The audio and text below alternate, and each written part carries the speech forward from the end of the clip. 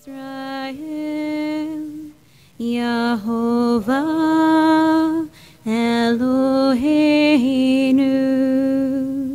Yehovah Echad,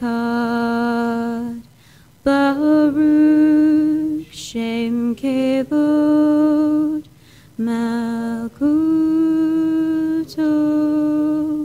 Lehulam Vayeh.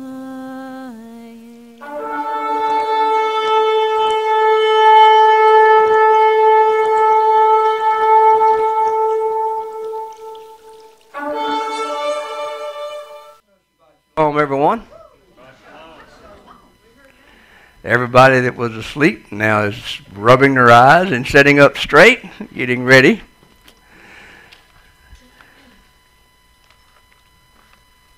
And waiting on me. Only be strong and very courageous, to guard to do according to all the Torah which Moshe my servant commanded you. Do not turn from it right or left, so that you act wisely wherever you go. Do not let this book of the Torah depart from your mouth, but you shall meditate on it day and night, so that you guard to do according to all that is written in it. For then you shall make your way prosperous and act wisely. Have I not commanded you? Be strong and courageous. Do not be afraid, nor be discouraged, for Yehovah your Elohim is with you wherever you go. Yehovah spoke these words to Yehoshua more than 3 centuries ago. Way more than 3 centuries ago. 3,000 years ago. Okay, my math is not as good as Yochanan ben Levi's, but you get the point. The point is, they're just as true today as they were when he spoke them to Yehoshua. Israel would be entering a land inhabited by a people that were so corrupt, so pagan, that none would be spared. Yehovah knew the challenges, he knew the temptations, he knew the struggles to avoid assimilation Yehoshua and the people would face, and he wanted them to know that he would be with them. They had nothing to fear. Nor did Yehovah want them to become discouraged by living the way he had commanded them to live. This week's Parsha is but one example of what happens when we as his people, Israel, fail to honor Yehovah's word. The Parsha is entitled Shelach, and it spans Bamidbar, or the book of Numbers, chapter 13, verse 1 through chapter 15, verse 41. And Shelach means send for yourself. And it's a reference to the men Israel asked to send in to explore the land before the rest of the people crossed over to begin settling it. Moshe selected 12 men, a leader from each of the tribes except for Levi, just as Yehovah had commanded. Now of these 12 men, one, Caleb, was a convert to the Hebrews. In Shemot 11:7, the word Caleb is used in reference to a hunter's dog. Bamidbar 32:12, we learn that Yephuneh, Caleb's father, was a Canaanite. Now, when Yehovah made his covenant with Abraham, he listed the Canaanites as part of the people of Canaan. But they are not mentioned as inhabitants of the land in Shemot chapter 3, verse 8, or in Yehoshua 3:10. Something happened to them in the meantime. And another, Hoshea ben Nun, was of the tribe of Ephraim. He was a descendant of his father Joseph and his Egyptian mother. And just before they set out to explore the land, Moshe changed Hoshea's name. Hoshea means Yah saves. He changed it to Yehoshua, meaning Yah is my salvation. And this simple name change carries a very powerful message for each of us. In Nehemiah, chapter 8, verse 17, we find that the shortened Aramaic form of the name Yehoshua is Yeshua. Yehoshua and Yeshua, excuse me. Interestingly enough, these two men, one a convert and the other from the mixed heritage, were the only two who returned from their expedition in the land, stood in faith and encouraged the people to cross over and take the land. In fact, Caleb called on the people to go up at once. You get the idea that Caleb was not one given to hesitation when it came to fulfilling the Jehovah's commandments, even if it included marching into a land and a people that were inhabited by giants. Amen. He was ready to go, eager to go. Unfortunately, especially for that generation and many generations later, the people chose the counsel of the 10 men, and they refused to cross over. They refused to fight the battles necessary to settle the land that was their inheritance, the land the Father promised to give to them, a land flowing with milk and honey, and they said, no, we can't do it. They were correct. Alone and without Jehovah, they could not have taken the land. But with Him, walking in faith and obedience, there was no way they could have lost. They just didn't learn that lesson. Caleb saw him as bigger targets. Yep. But you know, this still holds true for us today. The words that Caleb spoke, he said, if Jehovah has delighted in us, then He shall bring us into this land and give it to us, a land which is flowing with milk and honey. Only do not rebel against Jehovah, nor fear the people of the land, for they are our bread. Their defense has turned away from them, and Jehovah is with us. Do not fear them. A bigger scale, wider scale, a more spiritual scale, we face battles today too. The root is the same enemy.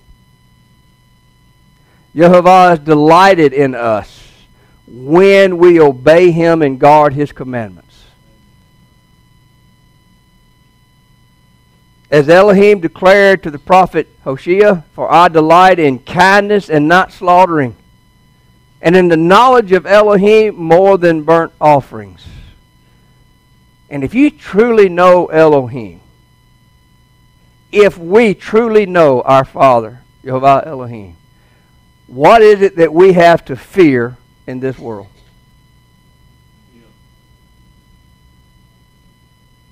What else? If we truly know Him, the knowledge of Elohim, the Creator of all things, is on our side. Or better still, invites us to be on His side. And He's got a perfect record. He's never lost the first battle.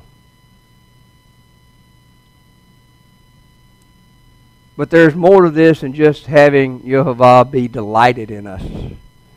In Bamidbar, chapter 14, verse 9, Yehoshua and Caleb told Israel that the defense of the people of the land had turned away from them. Even with the giants in the land, these people were defenseless. Now, who was the defense of the Canaanites and the other people inhabiting the land that Jehovah had promised to Israel? Who was their defense? Evil? Can you sum it up in just one? Hasatan. He was their defense. Ooh. You think there's a lesson in there for us? When we stand in faith,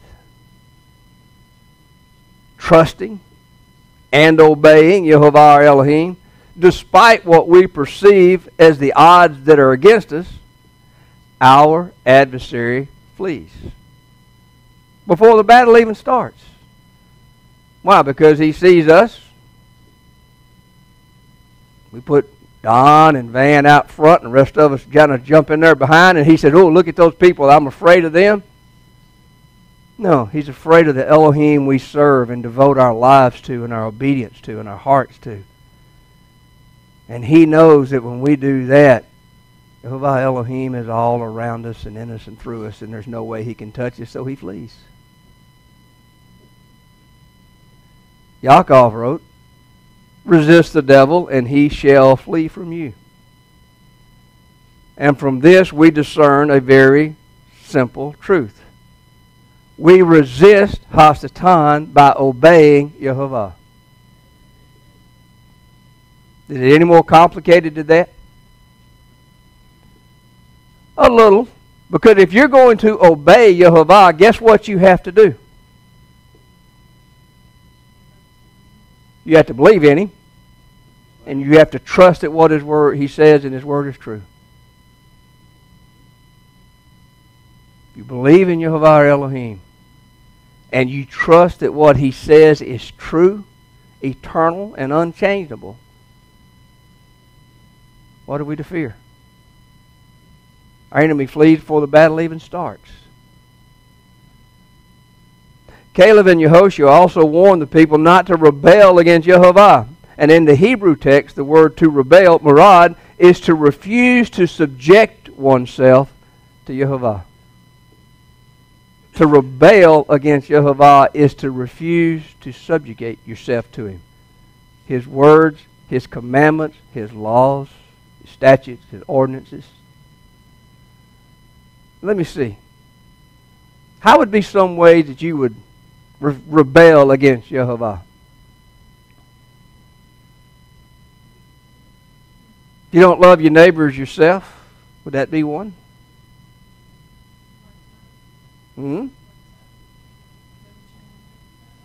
If you listen to him say, guard my Sabbath, and you say, that's a good idea, but I think I'll do it on a different day because I have a better reason. I'll eat what I please. You know what? I'll just do away with this set of laws because I'm going to accept your grace.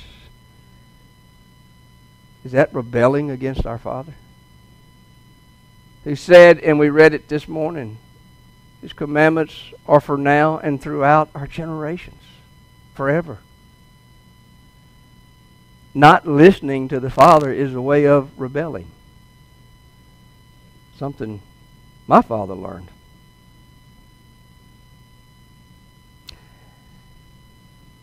They rebelled. The congregation wanted to stone Caleb and Yehoshua because they refused to believe Jehovah would not give them the victory over their enemies. Here was a whole nation. Wanted to stone two men because these two men refused to think they could be defeated if Yahweh was on their side. We had to get rid of people like that. I mean, we have to stop people from going around telling people, if you will obey Jehovah, your Elohim, and guard his commandments, you cannot be defeated by any adversary. We got to stop that nonsense talk. And we have. For better than 3,000 years, that talk has been going on. That's a lot longer than 3 decades.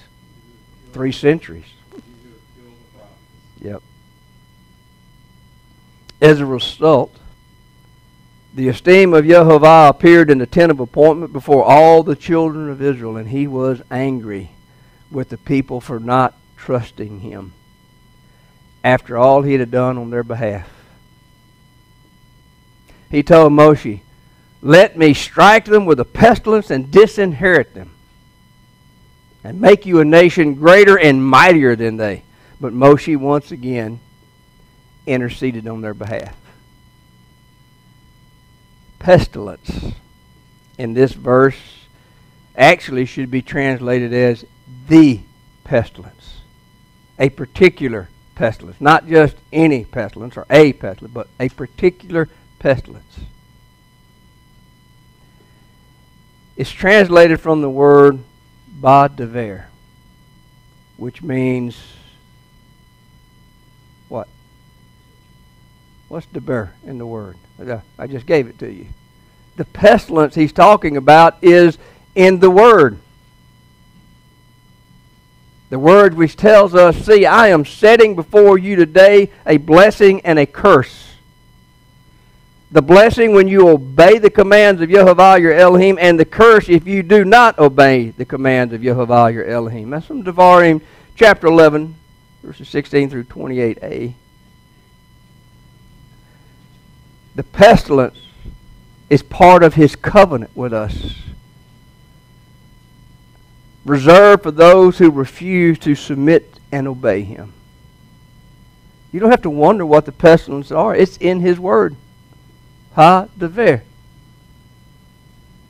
The other part of what Yehovah declared was that he would disinherit those who refuse to trust and obey him. What does it mean if you are disinherited? You're disowned. You no longer have a share in the inheritance, right? So if Yehovah disinherits you for not trusting and obeying him, you lose out on your inheritance. Does that mean that Rabbi Akiva said that they lost out on their part of the world to come? In Israel, reigning with Messiah, and all the blessings that come from living in that wonderful kingdom with the Messiah, you're disinherited from that. I wonder why he didn't say you were destroyed. Well, that's for a different study. As a result of Moshe's intervention, that generation would live out their lives in the wilderness except for the 10 men who discouraged Israel from obeying Yehovah's word. These 10 men had spoken what they perceived to be the truth, but wasn't. They thought what they were saying was the truth. I mean, they gave an honest opinion. We looked at the land. We're like grasshoppers to the people, and there's giants living in the land. And in our opinion, we believe we cannot go in and take the land. The problem was what they believed is not what Yehovah said. Well, they weren't sent to come back with a decision of whether to go. They were only sent to come back with reconnaissance on how to accomplish it. What routes to go, what to expect when they got there. The victory was already given. But are there not people today who are still teaching what they perceive to be the truth despite what Yehovah has said? And what happened to these 10 men? They died of the plague right then. Wow.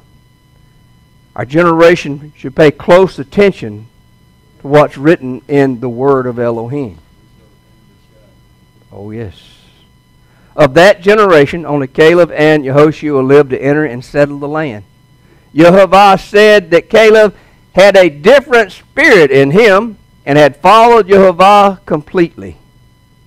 And as a result, Yehovah brought him into the land, and his seed would inherit the land where Caleb had gone, which was Hebron, which where the patriarchs are buried. Now, realizing their mistake, some of the people of Israel rose up the next morning and declared, okay, we're ready to go in and take the land. But it was too late. Yehovah was no longer with them. Now, they tried anyway and were defeated. Did I mention that obeying Yehovah is critical in our lives? Now in chapter 15, Yehovah turns his attention to the offerings and sacrifices Israel would bring to him once they entered into the land. Now he lists specific numbers and amounts for each of them, and then he adds, one law is for you of the assembly and the stranger, Ger, who sojourns with you. A law forever throughout all your generations. As you are, so is the stranger, the Ger, before Yehovah. One Torah and one right ruling for you and the Ger who sojourns with you. It doesn't matter what rabbinics teach. Gentiles, it doesn't matter what any man teaches. our Father, who is truth, who does not and cannot lie, says there he has one law and one right ruling for the native born and for those who choose to sojourn among them. Matter of fact, he says, they are as you are. Paul says there's no difference between the Jew and the Greek. But this tremendous blessing for those who of the nations grafting into Israel comes with an equally tremendous responsibility. They are to be treated as the native Israel in blessings as well as in regards to sin. And in Bamidbar chapter 15, 22 through 29, Yehovah explains what happens if we or a ger dwelling among us sins by mistake not to do any of the commandments which Yehovah has spoken to Moshe. He didn't say some. He didn't say just those that will survive man's disobedience and everything. He said, any of my commands that I have spoken to Moshe from that day to all future generations, they apply to all of us.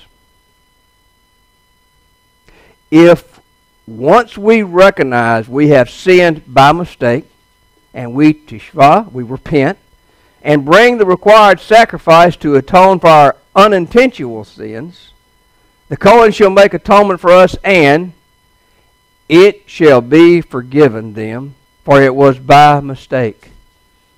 For him who does whatever by mistake, there is one Torah, both for him who is native among the children of Israel, and for the stranger who sojourns in their midst. He sure is being repetitive here, isn't it? You think he's trying to bring a point home to us? You think he knew that in the generations to come that men would try to build a wall between Hebrews, Israelites, Jews, and Gentiles that want to graft in? You think he realized that and was trying to tell us something very early on? Do not let that wall get built. Didn't Messiah come to tear down that middle partition that separated everyone? To bring us together as one people under one Torah for everybody? So it doesn't matter whether you're born into Israel or grafted into Israel. All are accountable for whatever sins committed by mistake.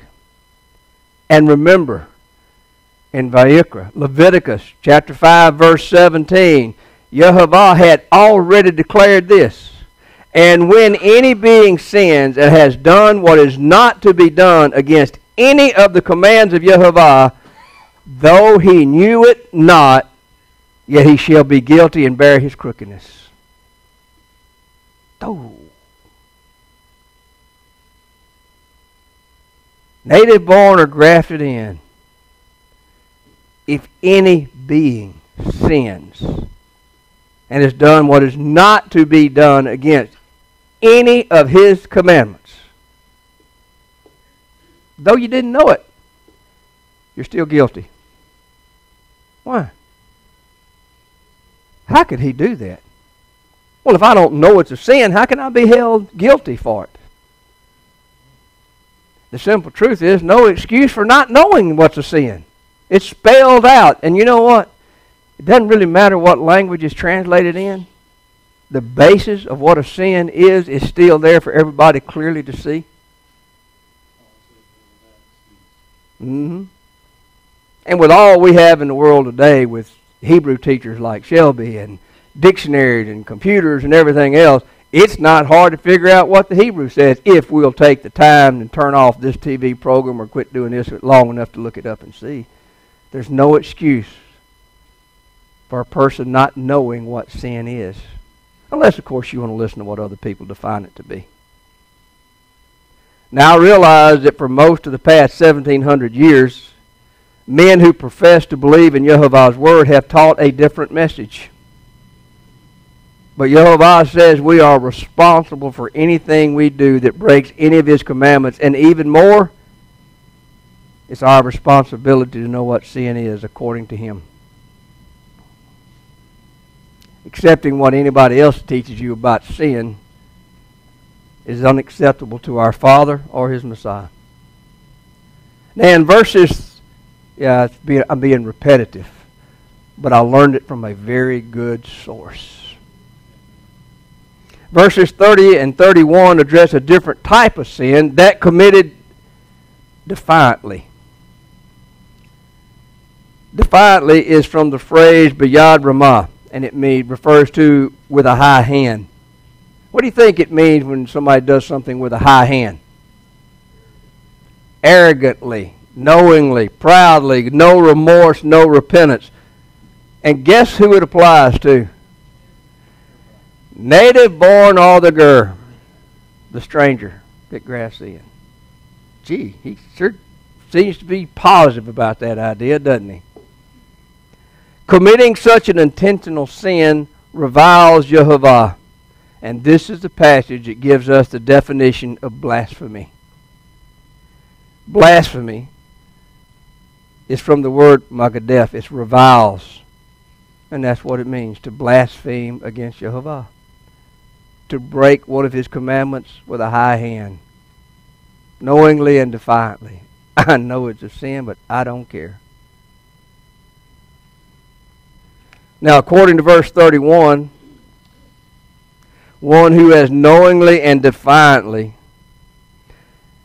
which from the traditional understand, meaning he or she has been warned but continues to sin, does so because he or she despises the word of Yehovah.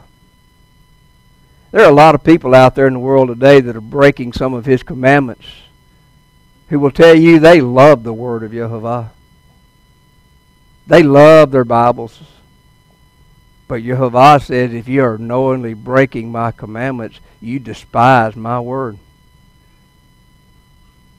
And when you take into consideration that this was the word that became flesh and dwelt among us, what are we saying if we despise His word? That include the written and the living word? Mm-hmm. Despises is from bazad, and it means to have scorn or have contempt for. Yehovah further states that a person has broken His command, and that being shall certainly be cut off. His crookedness is upon him.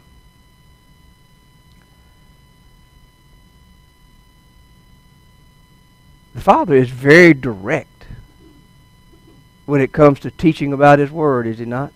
He doesn't mince word. He lays it out very clear, very strongly, and without apology. Now, the last two things addressed in Parsha Shelach are the man found gathering sticks on the Sabbath and the commandment to make tzitzit on the four corners of our garments. Now, we're not told why the man was gathering sticks on the Sabbath. But from other commandments regarding the Sabbath, many believe it was for some servile purpose. In other words, it was something that was going to help him out in the long run. It wasn't to save a life or anything like that. It was a servile reason. In Shemot 20:10, we're commanded not to do any work on the Sabbath. And work is from malacha, which works that completes a goal. It's the same word used in Bereshith 2:2 to describe how Elohim rested from all of His work after the 6 days of creation.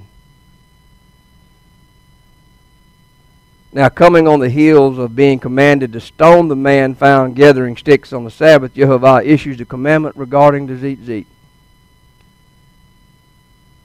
We are told to make them, but we aren't told how.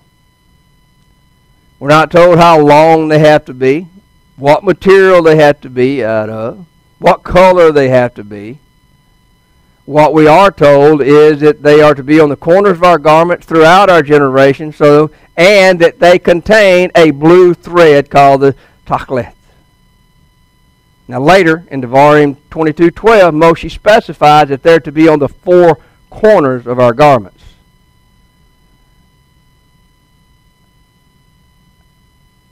I'm going to tell you now, this argument about not knowing where the four corners on a round garment is just doesn't hold water. The tzitzit are to serve as reminders to us, to you, and for all who see them, that we are to remember and do, there's that word, all of the commandments again. So that we don't go searching after our own hearts and eyes for what is right. And it is through remembering, doing, and guarding all the commandments of Yehovah that we are set apart to Him. We are holy as He is holy. We learn to be, as the Messiah commanded, perfect as our Father in heaven is perfect. Blameless. I want to share 4 things with you I gleaned from this week's Parsha, and then I'm going to ask you for what you gleaned for it, or to add to whatever you think needs to be added. The first thing I see and I'm firmly convicted of is it's only when we learn to obey, trust, and walk in covenant with Yehovah that we can truly learn to prosper and receive wisdom. Because things that we prosper through our relationship with Him and the wisdom we receive through our relationship with Him and obeying Him will never be taken from us.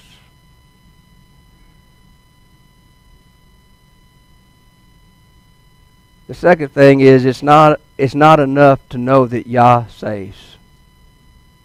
Hoshea. We must know that Yah is my salvation. Yes, He saves. But did He save you? The world knows, although most of them don't want to admit it, that the Creator, this what do they call it, this intelligent design or whatever it is, names they want to call my Father, Yehovah. They know He saves, He creates, but do they know that personal relationship, Yehoshua, Yah is my salvation? Moshe wanted Hoshea to know it when he went into the land, that no matter what happened, Yah was going to save him. Mm-hmm. It's said that Yehoshua and Caleb walked with a different spirit. And I came away from this parsha realizing and desiring, and I want to walk in a different spirit than those who simply believe in Yehovah and the Messiah. I want that different spirit. I want that spirit that just refuses to be denied. My Father said it. He promised it. I'm entitled to it, not because of me, but because of His Word. I want that different spirit that helps me stand like Yehoshua and Caleb did. It doesn't matter what the rest of the congregation, the rest of the world is saying. I know what my Father said, and I want that to be the only thing that's the driving force in my life. I don't want a spirit that leads me to walk in only some of His ways or some of His commandments. I want the spirit that leads me to follow Yehovah and Yehoshua, as He said, completely or fully. And for me, I want to live my life the way Yehovah commanded Yehoshua ben Nun to live his. Being strong and very courageous. Not in myself, but in my Father. I want to guard to do all the Torah commands me to do. I don't want to turn from the Torah right or left, so I act wisely wherever I go. For everybody to know, there has been times in my life I have not acted wisely in everything I did. I do not want to let the book of the Torah depart from my mouth. And I do not want to be discouraged, because I know that Yehovah my Elohim is with me wherever I go. And I added one on here. I want to teach others to do the same. It's our inheritance. This is what the Father offers to us if we're willing to enter into covenant with Him, trust Him, and obey Him. I believe that anything less than what I've just laid out for you is giving Yehovah our Elohim and Yehoshua our Messiah less than they ask of us. So let me close with this. Kazak, Kazak, Vanit Kazek. If you will make the commitment Yehovah desires that you make, may you be strong, and let us be strengthened. But we got to learn not to harden our hearts like our forefathers did in the wilderness. And with that, I'm going to say Shabbat Shalom. And I'm going to ask you for your thoughts or to share.